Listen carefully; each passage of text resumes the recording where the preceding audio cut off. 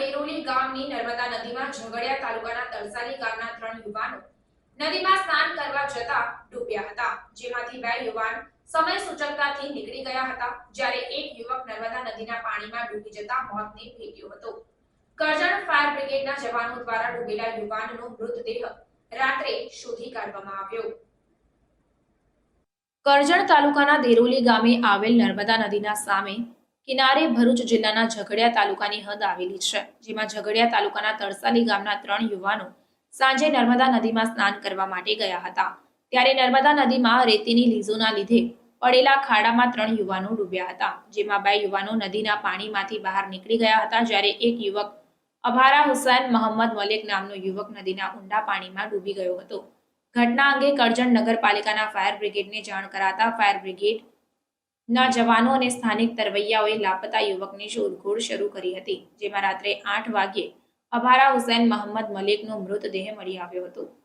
યુવકના મૃતદેહને કરજણ CHC ખાતે postmortem માટે રવાના કરવામાં આવ્યો હતો. યુવાનના મોતના પગલે ઝઘડિયા તાલુકાના તરસાલી ગામના શોકની લાગણી પ્રસરી જવા પામી હતી.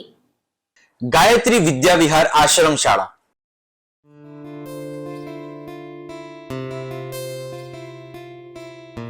અપગ્રેડેડ માધ્યમિક તથા ઉચ્ચતર માધ્યમિક આશ્રમ શાળા ધોરણ 1 થી 10 તથા 11-12 આર્ટ્સ.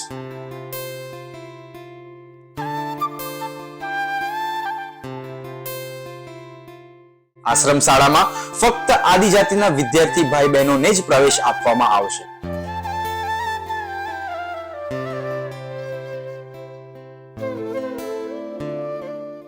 આશ્રમ શાળામાં રહેવા, જમવા તથા નાસ્તાની ઉત્તમ સુવિધા સાથે આધુનિક ટેકનોલોજી આધારિત ધોરણ 1 થી 12 માં અભ્યાસ કરવામાં આવે છે.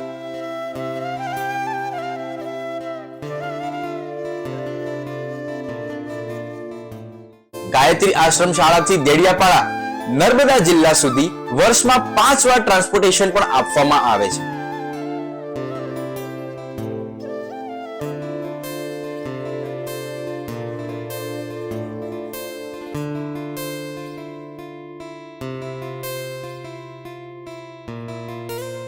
વિદ્યાર્થીઓ જીવનના દરેક ક્ષેત્રમાં સફળતા પ્રાપ્ત કરે તે હેતુથી આશ્રમ શાળા આપ સૌના બાળકો માટે જ્ઞાન ગંગોત્રી બની બાળકના વ્યક્તિત્વ વિકાસનો આધાર સ્તંભ નિશંક બની રહેશે.